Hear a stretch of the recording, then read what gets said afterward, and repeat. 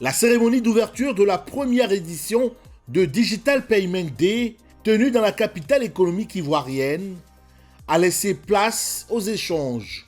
Une occasion pour l'initiateur de ce rendez-vous d'évoquer son parcours en matière d'accompagnement des politiques de développement de services digitaux des banques. Imaginez pendant 40 ans toutes les évolutions et les mutations de l'écosystème de paiement que nous avons pu accompagner grâce à notre effort d'innovation en termes de solutions et de services. 25 ans en Côte d'Ivoire, 25 ans d'engagement en Côte d'Ivoire. Et donc S2M est engagé, comme tous ces acteurs, à apporter non seulement les solutions qui répondent aux besoins de l'inclusion financière, de l'inclusion bancaire, mais d'apporter aussi les usages qui répondent au mieux aux attentes et aux spécificités de chaque segment et de chaque citoyen ivoirien, notamment la population qui est exclue. Face aux nouvelles tendances de paiement et d'inclusion financière, les panélistes ont ébauché des pistes, notamment l'inclusion socio-économique. Je suis convaincu et amplement convaincu que ça passe par une inclusion socio-économique. On doit bien sûr, pour que ces gens soient inclus financièrement, il faut qu'ils aient les moyens de le faire. Donc ça passe par là.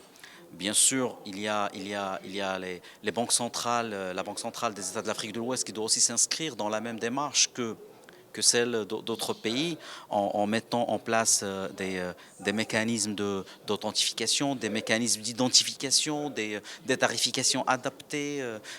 Bien sûr, les autres ministères doivent aussi contribuer par la mise en place d'infrastructures sur l'éducation, sur la communication. Il y a beaucoup d'axes à mener en parallèle. Et c'est ce qui fait qu'on peut espérer une inclusion financière pas immédiate, parce que les retombées ne seront pas immédiates, mais au moins réussies à moyen terme. En plus de cela, il faut prendre en compte les aspects infrastructures, réglementaires et l'éducation des populations pour mieux profiter de l'agilité des fintechs dans le processus d'inclusion financière. Ça bloque quand effectivement on n'est pas à même de donner une information en temps réel au client. C'est-à-dire qu'il fait une transaction en ligne à minuit un vendredi soir et il voudrait avoir une information dans l'immédiat ou une résolution immédiate. Oui, ça bloque parce qu'il y a des règles. La banque ferme à une certaine heure, les systèmes continuent à tourner, il faut attendre 2, 3, 4 jours, plusieurs jours parfois pour avoir le retraçage de l'information. Oui, ça peut bloquer à ce moment.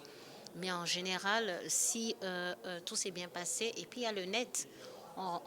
Aujourd'hui, avec la digitalisation, tout est super, tout va vite. Mais si on a une coupure d'électricité, une coupure d'Internet, il y a un décalage, il y a un souci.